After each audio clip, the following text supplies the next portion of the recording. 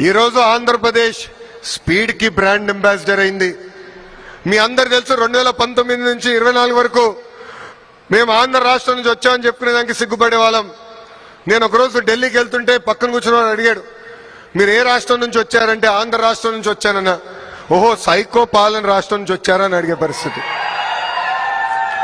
అలాంటి దగ్గర నుంచి ఈరోజు అన్ని రంగాల్లో ఆంధ్రప్రదేశ్ ఏమో స్పీడ్ గా ముందరికెళ్తుంది. మన నినాదం ఒకటే, ఒక రాష్ట్రం ఒక రాజధాని కానీ అభివృద్ధి వికేంద్రీకరణ.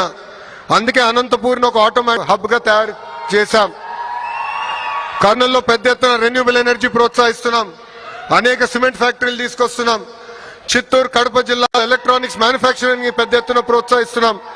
నెల్లూరు జిల్లాకు వచ్చి గల ఆల్రెడీ డైవర్సిఫైడ్ మ్యానుఫ్యాక్చరింగ్ ఉంది. అక్కడ కూడా ఈ నిన్నగాక మొన్న సోలార్ సెల్ మ్యానుఫ్యాక్చరింగ్ కంపెనీలు కూడా మన ప్రభుత్వం తీసుకొచ్చింది. ప్రకాశం జిల్లాని కంప్రెస్ బయోగ్యాస్ హబ్ గా మనం తయారు చేస్తున్నాం. ఇంకా కృష్ణా గుంటూరు వచ్చి గల రాజధాని వాళ్ళ సొంతమైంది. క్వాంటమ్ కంప్యూటింగ్ కూడా తీసుకొస్తున్నాం.